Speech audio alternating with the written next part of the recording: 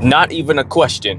One of the biggest signs you are in the wrong relationship is when being yourself, being you fully, not partially, or when you're kind of sometimes being truthful to yourself and other times you kind of finesse it for the other person, right? When you're fully being you and that feels uncomfortable or not safe, meaning not that you don't feel safe to be you just on your own, but whenever you're at home with your partner around, or when you're around them, period, if you don't live with them, when you're in their company, being you doesn't feel like the comfortable thing to do. It feels more awkward to be yourself fully because you're either consciously or subconsciously always looking out for whether they're going to judge you for something, or, tell you that you're doing something wrong, or, tell you how much you're not enough, or through their actions show you or give you body language, body signs, or the way they respond to you that communicates you're not enough, or you're not doing something right, or you're a problem, more like you're a burden to them than an amazing asset to their life. If that's your reality, you're in the wrong place with the wrong person, right? Now, before we come to the conclusion that that is exactly what your reality is, we have to be fair first, because now let me say this. If you come to that conclusion, that means you should be walking away from that relationship. You cannot continue on in a life, in a relationship where you can't be you, right? The whole point of this thing called life is for us to become our best selves and be our best us, right? And so if you're not being yourself fully, you're not being true to yourself, which means you're not being all of who you're supposed to be, which means you're dimming your light and the experience you're supposed to have on this planet for this little bit of time we get.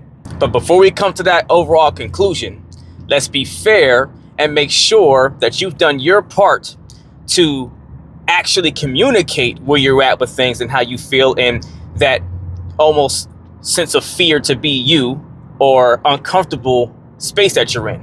Because here's also a reality where, yes, sometimes your partner may be aware of some of the things they're doing that makes you feel awkward, or whatever the case is.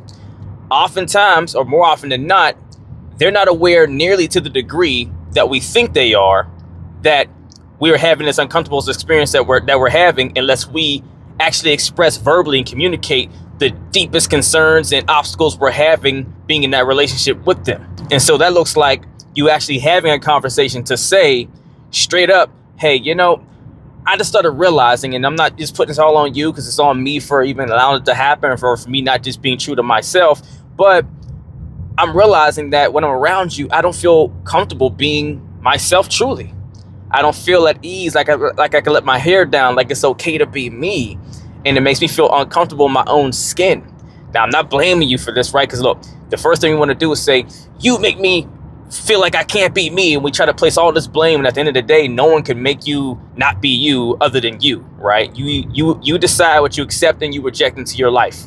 Yes, there's consequences to what we accept and what we reject, but it's still in your court as to what you allow for someone dimming or tightening the ability for you to be all of who you are. So we're not placing blame, but we're acknowledging our experience that we're having to make sure if it wasn't clear before, if there was any confusion, or it wasn't being caught, or your partner wasn't being aware enough and wasn't tapping in with you, that now they know directly, hey, I'm struggling to be me with the experience that I'm having with you.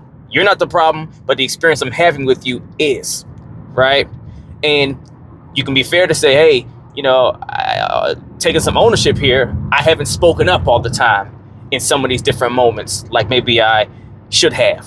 Whenever it was something that I didn't sit well with me, or didn't feel comfortable, didn't feel good, I just kept going along with it instead of telling you how much it impacted me, to where you probably didn't have any idea and you kept on doing it. Or something like, I feel like more often than not, you're telling me what I've done wrong or how I'm messing up and screwing up, instead of uplifting me and telling me what I've also done right, pouring into me, to where I'm okay accepting constructive criticism or feedback, but it also would be nice to hear how I'm actually benefiting your life, what I am doing that is meeting the mark for you, right? So I don't feel like I have to be on eggshells and be hypersensitive to everything that I do because I'm always screwing up. Now, if you approach the conversation in this way and they're just highly defensive and, combative and not even want to embrace you, if you delivered exactly the way I just did it, right? Don't go in there guns blazing and and seem aggressive and intense and expect them to receive it in a positive way, right? Because I know this can be an emotionally challenging thing to do, and even sometimes scary if you're not used to it.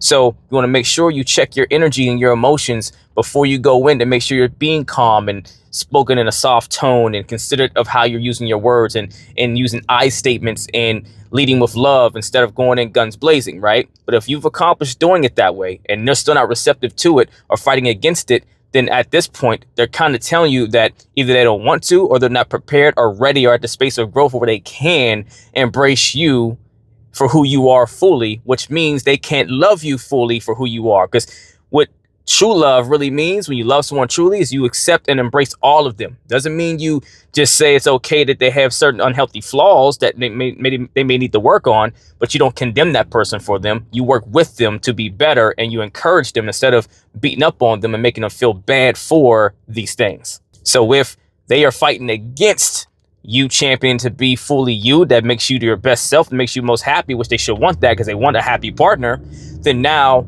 they're telling you in so many words, or without words, right, through their actions, that they're not the person for you to get to the finish line. And that's okay. No one has to be a bad guy for that. No one has to be wrong for that. It just means you guys aren't right for each other. If that's the circumstance you're in, it's time to get out sooner than later, to stop wasting your time and your partner's time, so you both can go and find who's actually right for you, versus how you guys are trying to fit this square peg into a round hole. Let's get it.